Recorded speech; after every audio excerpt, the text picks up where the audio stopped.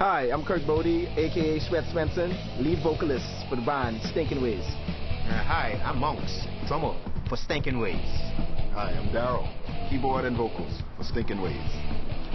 Hi, I'm Colin, guitarist, vocalist, all around nut, Stinkin Wayz. It was a fun experience from the inception that we wanted to enter the G-Bob competition. It was a chance to just have a lot of fun. After being in this business for a while, it's very easy to get bored, and it was hitting that point of boredom. So when I was approached about entering the competition, it was kind of I had some mixed feelings about it, but then after I given it some thought, I said, you know what, this would be a lot of fun. There were some hiccups with losing a member of the band, but you know, I always believe that everything works for good. And the night of the competition, we just had a world of fun. It was good to be there with so many wonderful musicians. To win it, I was icing on the cake, you know, because, you know, I don't care what happens, we made history, and it's always nice to be a part of history. We were the first band to win G-Bob. You can't take that from us. In the Bahamas. You can't take that from us. And then, you know, the stage preparing to go to London, that was an interesting ride itself. Going off to London, I believe we won, but officially we got third place. And that in itself is an accomplishment, because when you look at bands from all around the world, yeah, to come third, it's not bad. It almost was like a dream, but one that I'm glad I was a part of.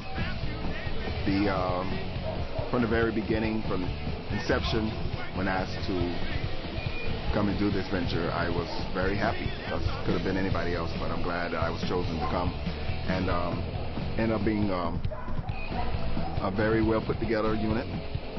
And we proved ourselves from the beginning, right here in the Bahamas, when we came first place. And we took that pride from here, we took it all the way over to Europe, to London, and we kept it, and it showed on the stage. Because even before we even performed, we knew that we were going to win this. We went there with that expectation. And we still have that expectation today, because we should have won.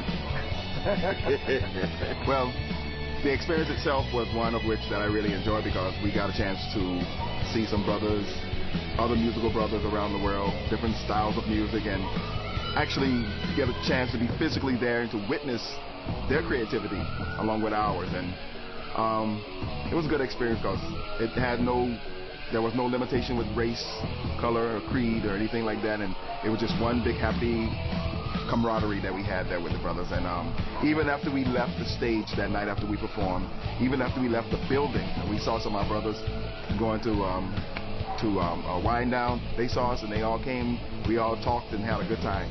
And that's what it's all about. That's what the whole G-Bob thing, I believe, is all about. It's getting together, experiences, and loving one another, and just having fun. For me, entering the band contest in Nassau, for me was to try to get out of the Bahamas, because working in the Bahamas in Nassau, there's no future. Just work around here, make a couple of dollars, you know, and there's nothing. But for me, going off to England, I said to myself that this is a chance for me now to conquer the world, instead of us being the top in the Bahamas. So we went over there and we did our thing. We thought that we won it, but we didn't, and became third. And I was quite happy with the success of the group. From inception, I got a call one day, hey, we're having this competition, it's going to be, you can do any music you want to do. It was wide open, and the first person in my mind went on to call, because I was working on a project at the time, was to call Colin. I know for myself, me and Colin grew up years in music, and we always wanted to, you know, stretch our music ability more to other things. We want to do rock, we want to do some reggae, we want to do this and do that. And called on Colin. Colin said, okay, we're going to then call on Monks. From that point, then we called on Daryl, because we were just trying to put the team together. In fact, me, Colin, and Monks had spoken about putting a project together also. But it all came together. We also had another musician in the group. Again, like Colin said, he had to do his own thing, and the competition came. We almost did not enter this competition. And it was fun. I had to do a lot of traveling between Grand Bahama and Nassau. It was just a lot of fun. These guys were great guys. Again, like Darryl said, great musicians. These guys are, I wouldn't want to work with anyone else. I tell you the truth. These guys showed me that they have the mental capacity to go wherever they need to go and still make it happen, because we were actually dealing, against the odds. We had no sponsorship. We had no, anyone backing us. So we went into our own and achieved this. When we won the competition that night, again, like Colin said, we got there. We had no promotion. We had no nothing. We had no crowd. No one was there for us. Everyone else had the crowd. And as we went through the competition from the 3 sets, we went from 1 to 2 to 3. We took everyone else's crowd, and at the end, we took everyone's crowd, and we won that night. And it was a banner feeling, especially for the person who left the band. I had joy, because then I could just gloat. Just from that enough. The gloating enough was for me. And then we won a night. We got the trophies and the medallions we got, which were nice, man. I want to thank G-Bob for that. So Romania kept having little silver problems, so we then had to move the whole competition over to England, and that set us back a couple of months. So that means I would have to come over now to rehearse with the band. Again, every time we got together, we were practicing. These guys are the epitome of rehearsal and practice and dedication to the craft. That's what musicians are, and I'm glad to be working with these guys again. From that point on, got here, we started saying, okay, we're looking forward to the competition. We never thought about second. We never thought about third. We saw first, and that's the only thing that was on our mind. We took the airline, we took the train, we did everything we needed to do. We finally got some rest. Maybe the next day we got some rest, and went to, like Monk said, going there and meeting all these young cats. These are old guys that used to it. And we went there, these guys, you see these young Turks there, these guys in top shape, these guys handsome, pretty, the ugly looking Bahamian dudes.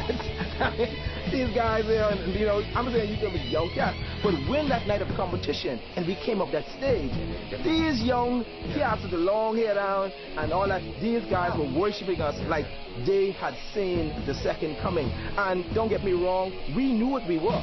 We knew we were against, because we then had no bass player. We knew we were against the odds. But when we left that stage, all the competition leaders, all the guys who organized that competition came to us and said, guys, we love what we see. You guys, this and that, and it was fantastic. And to get third place when it finally came down, we felt a little slighted. But you know what?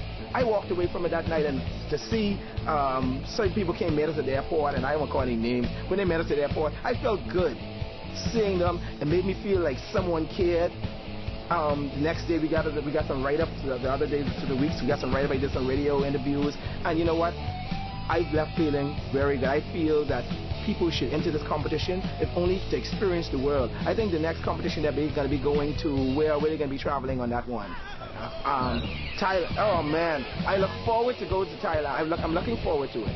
At least if I only go as like how the guy from Third World was there as a coach. I look forward to that, but I would love to, again, like Darryl said, to experience other musicians. It was a great camaraderie, and it tested your mental ability. And I recommend any band to get into that competition and try even to hear.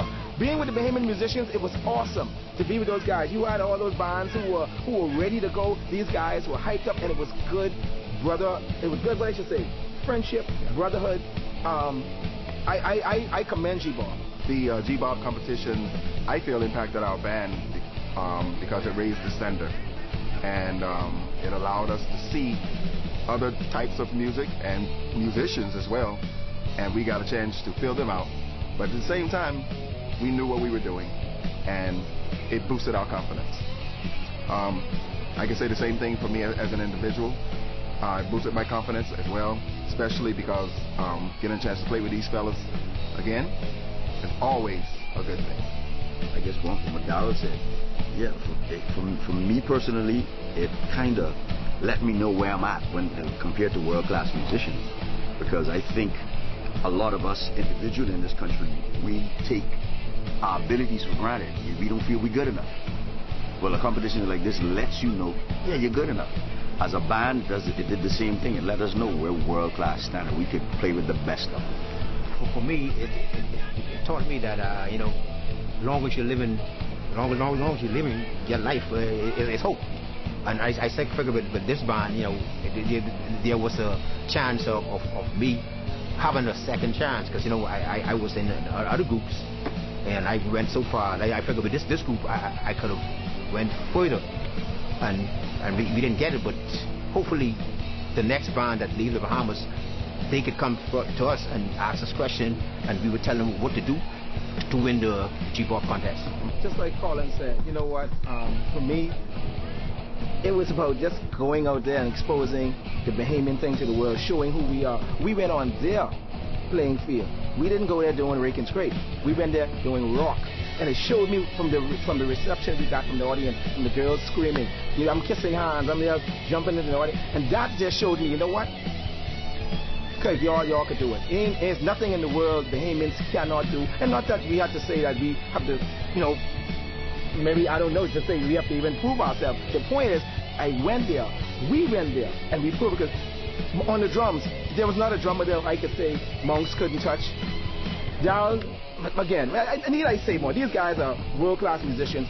We did our job, and I think G-Bob afforded us that, and you know what? I commend G-Bob in the long run, and not just to toot their horn. I think it was great to have that exposure, and hey, Bahamian culture all the way.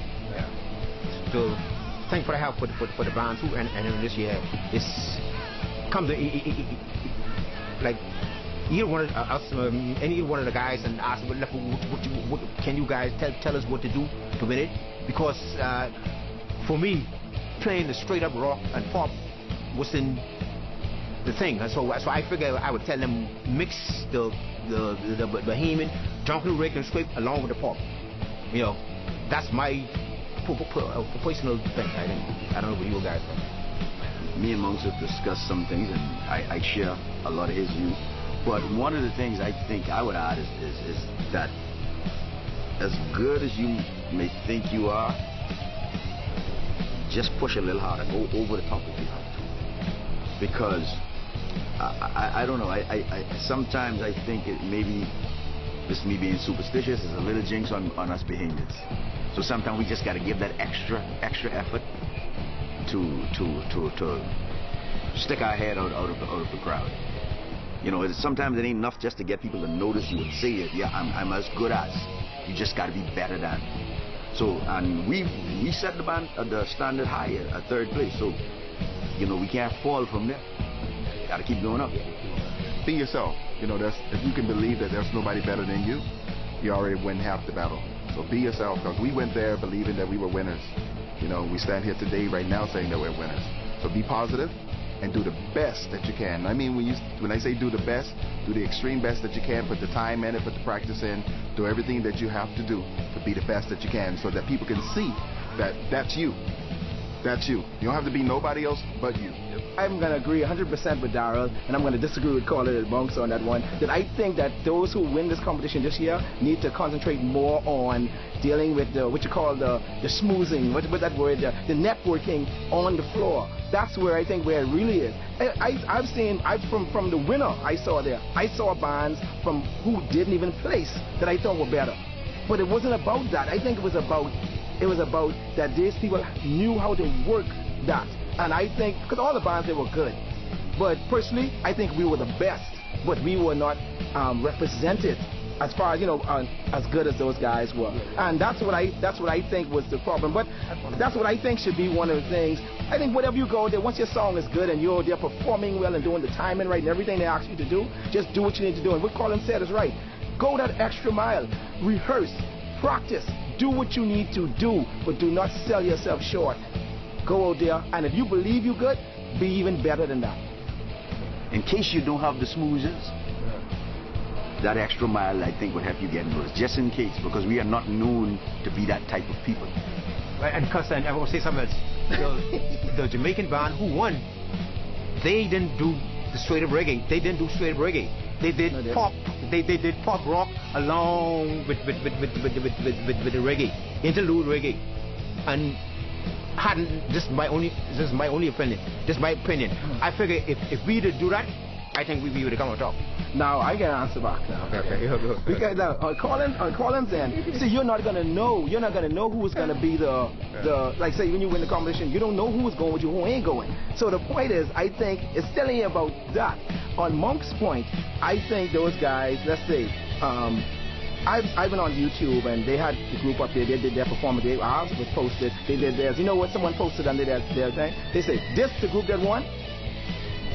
So my point is, it has nothing to do with reggae or music, it has to do with your performance, did you do good? And then maybe, I don't know, maybe it's just about those guys had a story to tell. Their band member died, they had all this stuff that, you know, we were just dealing with, we come there to rock. Those guys came with a story. Like you say, like someone may say, you came with a branding. We came there just to rock.